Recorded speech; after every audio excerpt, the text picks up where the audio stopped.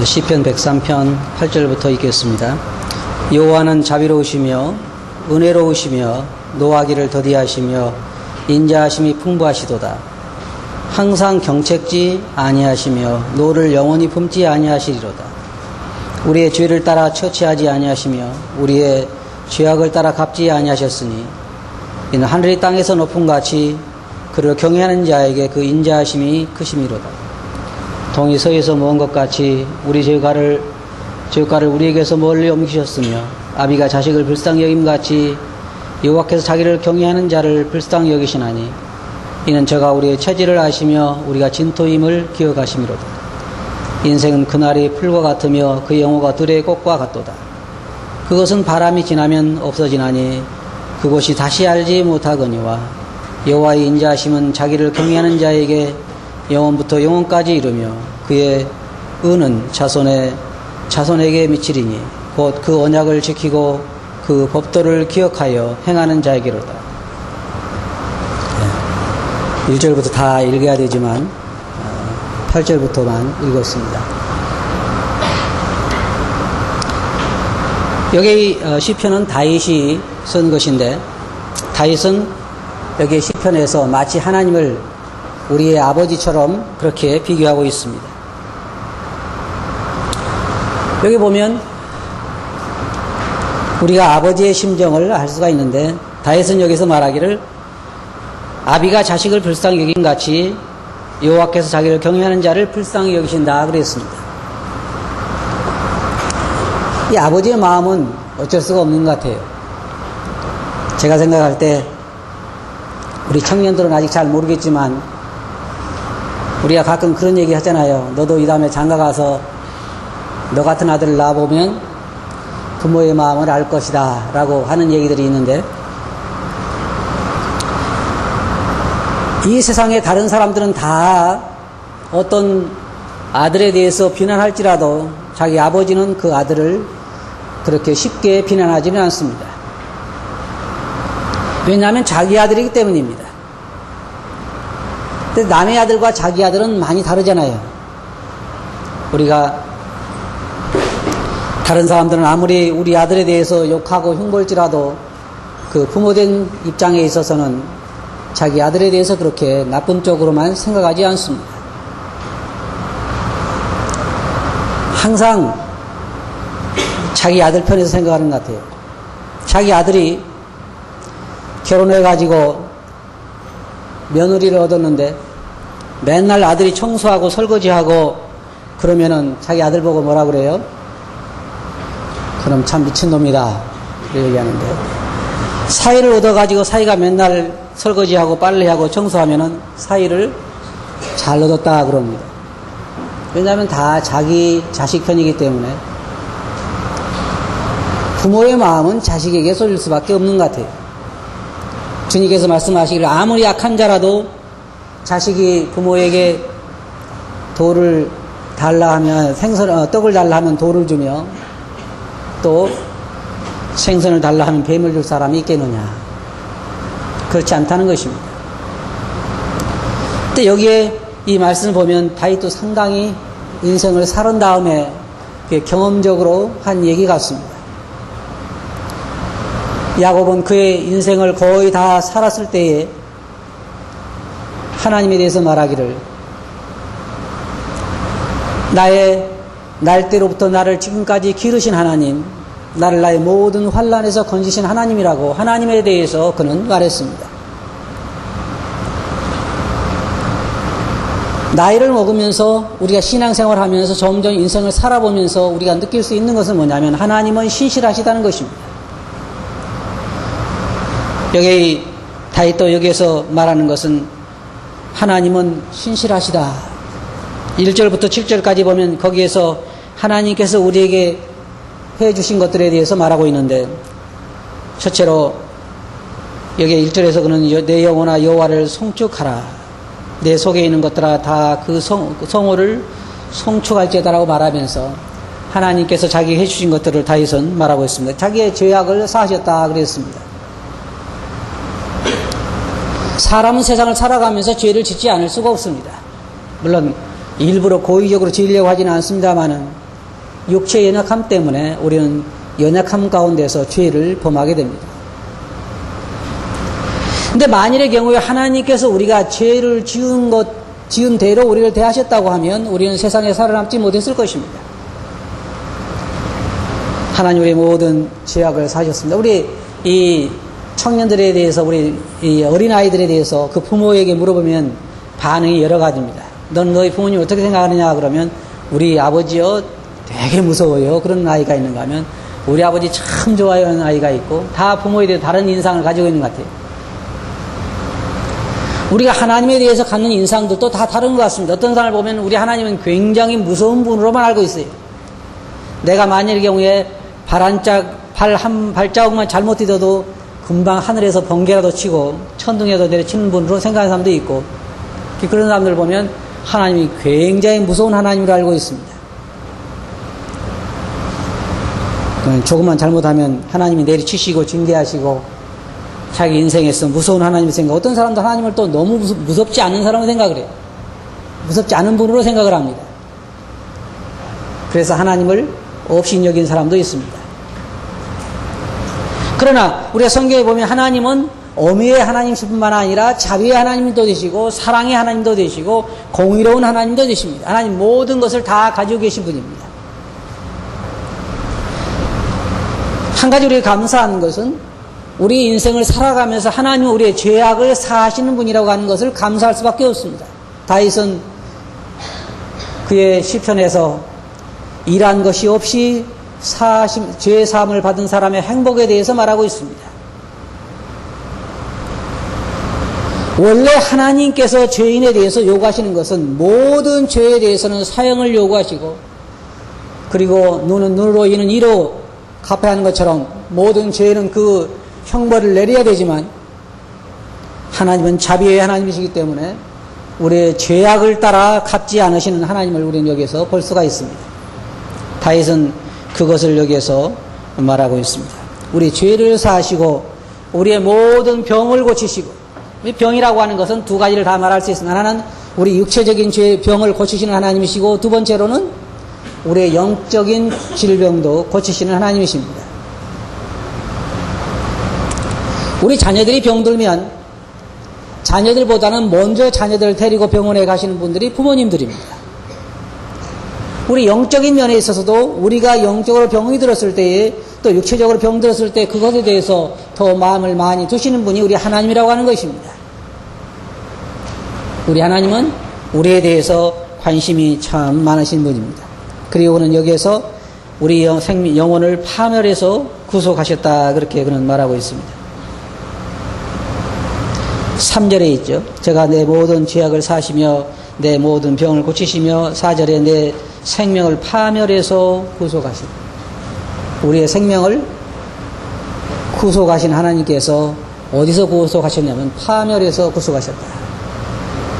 두 가지입니다. 하나는 우리가 영원토록 멸망할 수밖에 없는 지옥에서 우리를 건지셨을 뿐만 아니라 이 땅에 사는 동안에도 우리가 우리 인생을 헛살지 않도록 우리를 구원하셨습니다. 이거 하나님께서 우리에게 해주신 은혜입니다. 다윗은 그것에 대해서 하나님을 찬양하라고 말하고 있고, 내 영혼아 하나님 모든 은택을 잊지 말라고 말하고 있습니다. 우리가 받은 은혜에 대해서 잊어버리지 말라고 하는 것입니다.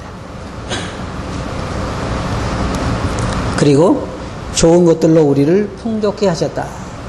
물론 이것도 두 가지 의미를 다 가지고 있습니다. 하나는 하늘나라에서 우리에게 좋은 것들로, 에베소서 말하고 있는 것처럼 하늘에 속한 모든 신령한 복으로 우리에게 복 주셨다고 하는 하나님의 복을 생각해 볼 수 있는가 하면, 이 땅에 사는 동안에 사실 우리가 가지고 누리는 모든 것이 다 하나님이 우리에게 베푸신 것들입니다.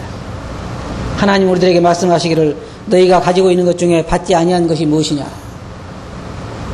한번 생각해 보세요. 여러분 가지고 계신 것 중에 하나님께로부터 받지 않은 것이 뭐 있습니까? 모두가 다 하나님께 받은 것입니다. 우리의 건강도 그러하고, 우리의 재물도 그러하고, 우리의 가정도 그러하고, 우리의 자녀도 그러하고, 모든 것이 다 하나님께서 우리에게 주신 것들입니다. 자, 이제 8절을 한번 보겠습니다. 오늘 제가 여기서 살펴보기를 원하는 건데, 8절에 보면 여호와는 자비로우시며 은혜로우시며 노하기를 더디하시며 인자하심이 풍부하시도다. 어떻게 다윗은 그것을 알았을까요? 다윗은 하나님의 인자하심이 풍부하시다고 하는 것을 알았습니다. 그래서 그는 인구조사를 해서 잘못했을 때에 하나님의 은혜에 하나님의 손에 자기 자신을 맡기는 것을 볼 수 있습니다. 하나님은 자비로우시기 때문에 자비를 베푼다는 걸 알고 있었기 때문에 다윗은 하나님의 징계에 자기 자신을 의지했던 것을 볼 수가 있습니다. 하나님 참 자비로우신 분입니다.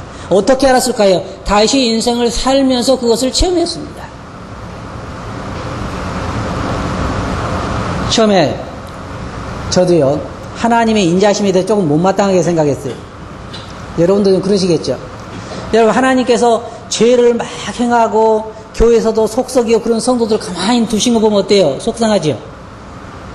그렇잖아요? 저만 나쁜 사람인가?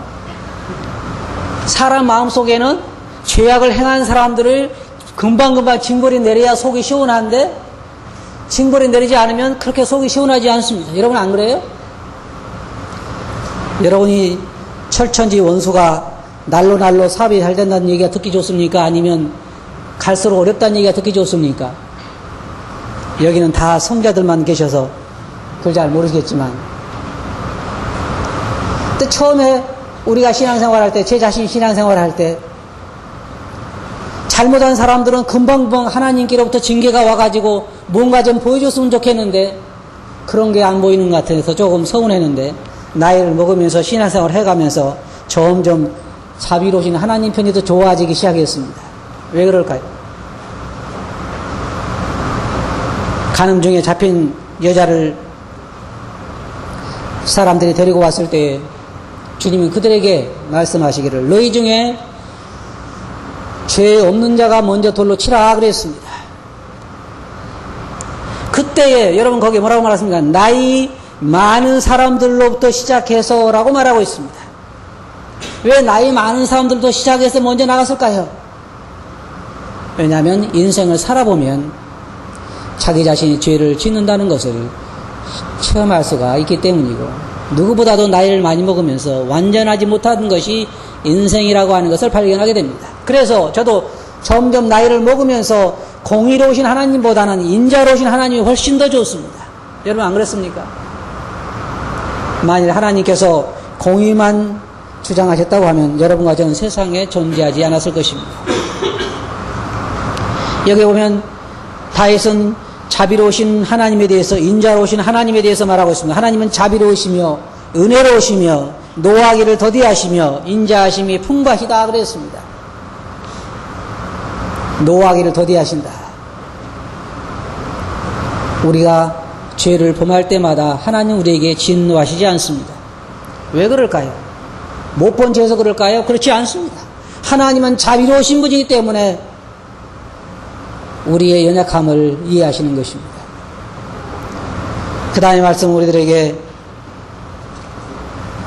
참 좋은 걸 말하고 있는데, 여기 보면 10절에 우리의 죄를 따라 처치하지 아니하시며 우리의 죄악을 따라 갚지 않으셨다 그랬습니다. 만일의 경우에 하나님께서 우리가 잘못 범한 죄에 따라서 우리를 징벌하셨다고 하면 우리는 세상에 남지 않았을 것입니다. 구약 성경에도 성도들이 고백하는 게 뭐냐면 하나님의 자비와 긍휼이 무궁하심으로 오늘날 우리가 진멸되지 않습니다라고 말하고 있습니다. 우리가 세상에 존재하고 이 은혜를 입는 것은 하나님의 자비와 긍휼이 무궁하시기 때문입니다. 하나님은 자비의 하나님이시여 긍휼의 하나님이시여 사랑의 하나님이십니다. 왜냐하면 여기에 그의 인자하심이 크기 때문이라.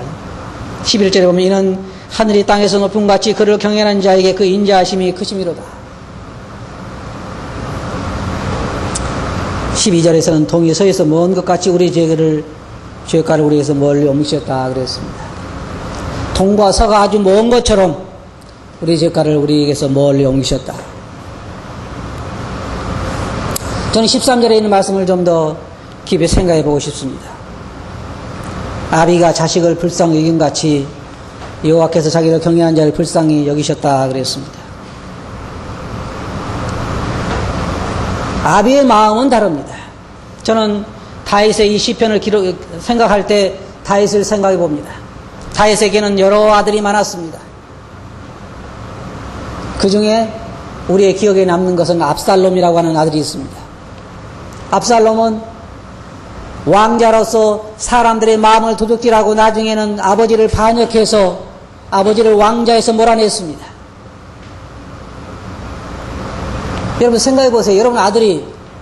여러분이 왕인데 여러분 아들이 여러분을 왕자에서 쿠데타를 일으켜가지고 내몰았다고 생각해 봅시다. 여러분 어떤 마음을 갖겠습니까? 다윗은 그 마음속에 아들을 피해서 쫓겨가면서 그는 참 비통한 심정이었을 것입니다.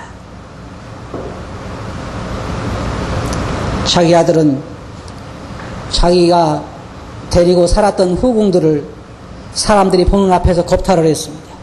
생각해 보세요. 자기가 데리고 산 후궁들을 사람들 대낮에 천막을 치고 그 가운데 사람들이 지켜보는 가운데 겁탈을 하고 자기를 왕자에서 몰아내고 한 그런 몰상식한 아들입니다. 근데 나중에 자기 아들하고 자기 부하들하고 전쟁이 붙었을 때에 다윗이 뭐라고 한 줄 아십니까? 압살롬을 위해서 싸우러 나가는 군사들 앞에 나갈 때 다윗은 그 군인들에게 내 아들 압살롬에게 자비를 베풀라고 그랬습니다. 내 아들 압살롬을 잘 봐주라. 압살롬이 죽었을 때 뭐라고 그랬습니까? 내 아들 압살롬아, 내 아들 압살롬아, 내가 차라리 죽고 네가 살았다면. 생각해 보세요. 이게 누구의 마음입니까? 부모의 마음입니다. 부모의 마음이 그래요.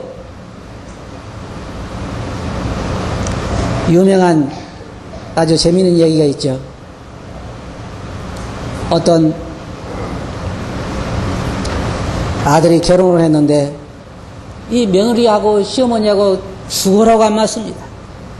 맨날 며느리는 시어머니 흉보고 시어머니는 며느리 흉보고 서로 늘 둘 중에 하나가 없어져야 되겠다 그러고 참 힘들겠죠.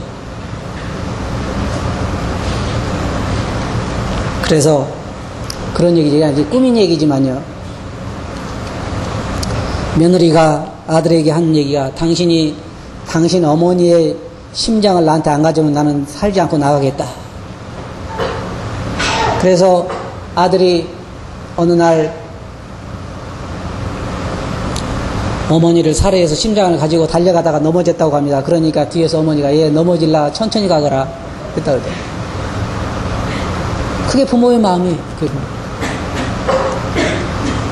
그리고 실질적으로 있었던 얘기인지 잘 모르지만 옛날에 우리나라에 고려장 할 때 부모님이 그 지게에다 지고 산속 깊이 들어가잖아요. 고려장 하려면. 그런데 자꾸 자기 어머니가 나뭇가지를 꺾어서 길에다 버렸다고 합니다. 그래서 물어봤다 그래요. 어머니 왜 그 나뭇가지를 꺾어서 길에다 버립니까? 네가 돌아올 때 길 잃을까 봐서 나뭇가지를 꺾어서 길에다 버렸다고. 자기를 지금 죽이려고 고리장리 하려고 데려간 아들을 살리려고 길 잃어버릴까 봐서 어머니는 나뭇가지를 꺾어서 길에다 버렸다고. 그게 부모의 마음이에요. 그게 부모.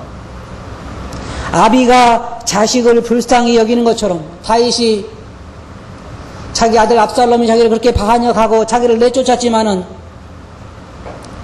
그 압살롬이 죽었을 때 내 아들 압살롬아, 내 아들 압살롬아, 내가 차라리 죽고 네가 살았다면 좋았을 것을. 이게 부모의 마음이에요. 근데 다윗은 여기서 고백하기를 아비가 자식을 불쌍히 여긴 것처럼 우리를 불쌍히 여기셨다고 그랬습니다. 하나님의 사랑이 바로 그러합니다. 우리가 우리의 인생을 살아오면서 경험한 건 무엇입니까? 하나님은 자비로우시고 은혜로우시고 노하기를 더디하신다는 것입니다. 그처럼 항상 책망하지 않으신다는 거예요. 항상 책망하지 않으신다는 것입니다. 우리 하나님은 참 자비로우신 분입니다. 더 감사한 것은 무엇이냐면 다윗이 여기서 말하기를 저가 우리의 체질을 아신다고 그랬어요. 부모들은요 자식의 연약한 면을 잘 알고 있습니다.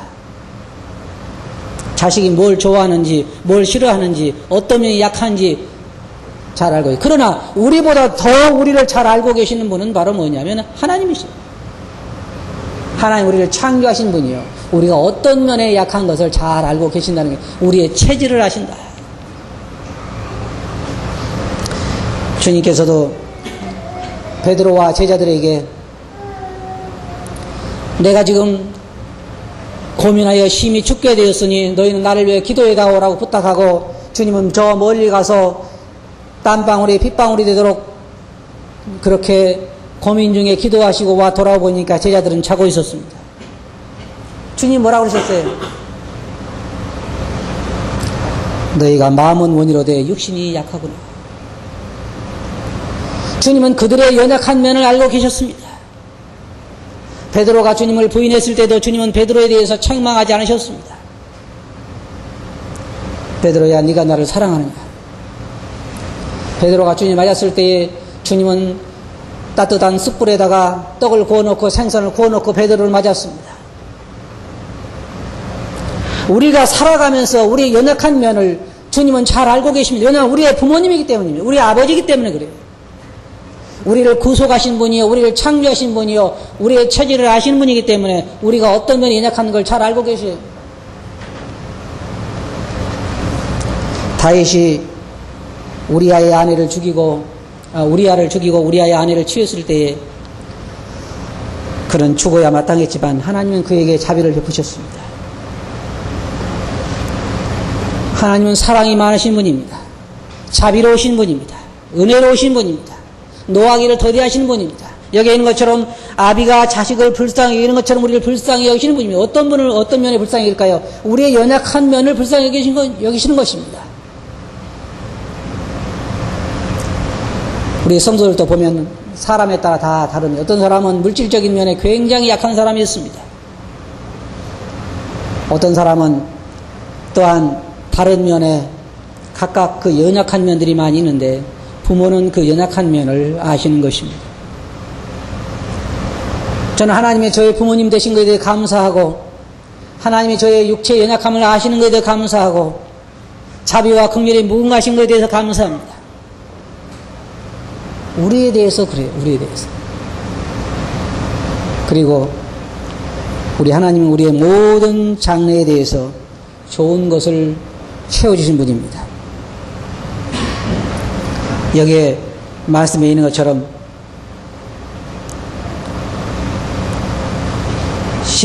16절에 보면 15절부터 보겠습니다. 인생은 그날의 풀과 같으며 그 영화가 들의 꽃과 같도다. 그것은 바람이 지나면 없어지나니 그것이 다시 알지 못하거니와 여호와의 인자하심은 자기를 경외하는 자에게 영원부터 영원까지 이르며 그의 은은 자손의 자손에게 미치리니 곧 그 언약을 지키고 그의 법도를 기억하여 행하는 자에게로다. 하나님의 자비하심은 하나님의 은은 대대에 미치지만 인간의 날과 그 영화라고 하는 것은 하나의 꿈과 같고 우리가 일장춘몽이라 그러잖아요. 근데 이 적은 인생을 살아가면서 우리가 겪어야 할 건 참 많습니다. 인생은 비록 이렇게 짧고 그렇게 오래 살지 못하지만은 인생은 그 짧은 기간 동안에 그 꽃과 같은 영화를 찾아서 헤매고 방황하고 하나님을 대적하고 하나님을 떠나지만 그 반대로 그것과는 반대로 하나님의 자비하심과 긍휼하심은 끝이 없고 하나님의 의는 끝이 없는 것입니다. 하나님의 사랑은 우리에 대해서 정말 영원하고 끝이 없는 것입니다. 그럼 우리가 여기서 배울 수 있는 교훈은 무엇일까요? 우리는 이와 같은 하나님을 우리 아버지로 모시고 산다고 하는 것에 대해서 참 기쁨을 가져야 할 것입니다. 창세기 이후로 지금까지 하나님을 가까이서 모셨던 모든 사람들이 이구동성으로 하고 있는 말은 무엇이냐면 우리 하나님은 자비로우시고 은혜로우시고 노하기를 더디하시고 사랑이 많으신 하나님이라고 하는 것이에요. 우리의 모든 환난에서 우리를 지키신 하나님이시요 우리를 기르시는 목자요. 베드로는 말하기를 우리 영혼의 목자라고 주님에 대해서 말하고 있습니다. 우리가 이런 목자를 만났다고 하는 것, 이런 분을 우리 아버지를 모시고 산다고 하는 것이 얼마나 큰 행복이냐고 하는 것입니다.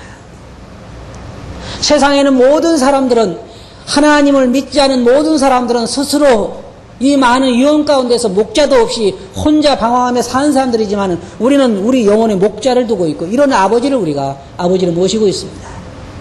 우리를 보호하시고 인도하시고 공급하시고 우리의 연약함을 잘 이해하시는 하나님, 그분이 바로 우리의 아버지라고 하는 것입니다. 제가 여러분들에게 한 가지만 여쭤보겠습니다. 이 하나님이 다윗에게만 이렇게 자비로우셨을까요? 그래요? 그렇지 않죠? 다윗만 그렇게 불쌍히 여기셨을까요? 그렇지 않을 것입니다. 다윗이 이런 하나님을 발견했다고 하면 우리도 이런 하나님을 모시고 있지 않습니까? 야곱이 그의 인생의 마지막 고백에서 나를 지금까지 기르신 하나님, 나를 나의 모든 환난에서 건지신 하나님이라고 고백할 수 있다고 하면 우리도 그런 고백을 할 수 있지 않겠습니까? 우리도 인생을 마칠 때쯤에서 나를 지금까지 기르신 하나님, 나를 나의 모든 환난에서 건지신 하나님, 나의 장래의 모든 좋은 것으로 내 소원을 만족해 하신 하나님이라고 고백할 수 있지 않겠습니까? 그렇잖아요. 우리는 참 행복한 사람들입니다. 왜냐하면요, 우리는 예수 그리스도를 만난 순간부터 우리 영혼의 목자되신 주님의 보호와 인도와 공급하심을 받을 뿐만 아니라 하늘나라에서 우리에게 영원한 삶이 보장되어 있기 때문입니다. 누가 이런 축복을 누릴 수가 있겠습니까? 다윗의 이런 고백이 정말로 헛된 것이 아니지 않습니까? 일생을 통해서 경험한 고백입니다.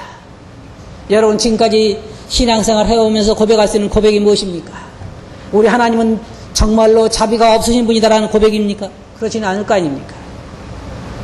우리 하나님, 우리의 필요에 대해서 모르시는 하나님이라고 고백할 수 있는 사람이 있습니까? 모든 사람들이 다 고백하는 건 뭐냐면 우리 하나님은 자비로우시고 은혜로우시고 노하기를 더디하시고 아비가 자식을 불쌍히 여긴 것처럼 우리를 불쌍히 여기시며 우리의 체질을 아시는 분이라 그랬습니다. 여러분, 우리의 체질을 아시고 우리 길을 인도하시고 보호하시는 이런 하나님 우리에게 있다고 하는 것에 대해서 정말로 감사할 수 있기를 바랍니다. 자신의 행복을 잘 모르는 사람들이 많아요. 우리가 얼마나 큰 행복을 가지고 있는가, 얼마나 큰 소망을 가지고 있는가, 우리가 얼마나 큰 자원을 가지고 있고 얼마나 큰 아버지를 모시고 있는가를 잘 우리는 모를 때가 많습니다. 왜? 우리 눈이 이 땅에 고정되어 있기 때문입니다. 그래서 사도 바울은 말하기를 위의 것을 생각하고 땅의 것을 생각하지 말라고 말하고 있습니다. 우리가 하나님을 바라볼 수 있다고 하면 우리의 마음은 그분에 대한 신뢰로 가득 차게 될 것입니다. 한 가지 여러분들 여쭤보겠습니다. 다윗이 믿었던 이 하나님이 여러분 하나님 되십니까? 다윗이 말하는 이 아버지가 여러분 아버지 되십니까? 그렇다고 하면 여러분들에게 부족한 게 있습니까? 예배당만 나가면 또 있지요. 예배당 안에 들어왔을 때는 없는 것 같은데, 설교를 들을 때는 없는 것 같은데, 나갈 때는 또 빈 손으로 하나님 왜 멀리 계십니까? 어째 주무십니까? 라고 하는 그런 소리를 하게 되지 않겠습니까? 여러분 잘 기억하시기 바랍니다. 여러분이 주님 안에서 얼마나 가지고 있는가를 생각해 보시고 아버지가 얼마나 여러분을 사랑하시고 얼마나 자비와 긍휼이 풍성하신 분인가를 깊이 생각해 보시기 바랍니다. 이분이 여러분의 생을 책임지신 분이요, 여러분의 장래를 책임지신 분입니다. 여러분 체질을 하시고 여러분을 자식처럼 불쌍히 여기시고 모든 죄를 사하시고 좋은 것으로 여러분의 관시우신 이 아버지가 여러분의 아버지요 나의 아버지입니다. 행복합니까? 이 행복을 오래도록 보관하시기 바랍니다. 기도하겠습니다. 거룩하신 아버지 하나님, 저희는 때때로 세상 일들에 마음이 팔려서 다윗이 말하는 이와 같은 좋으신 아버님을 모시고 있으면서도 저희들의 마음이 때때로 다른 곳을 향할 때가 있습니다. 지금 저희들의 눈을 열어서 아버지의 어떠하심을 보길 수 있게 해주시고 저희들을 향하신 아버님의 자비와 긍휼을 찬양하는 자들이 되게 해주시옵소서. 들은 말씀을 듣기 의지하옵고 예수님 이름으로 아버지께 감사하며 기도하옵나이다. 어,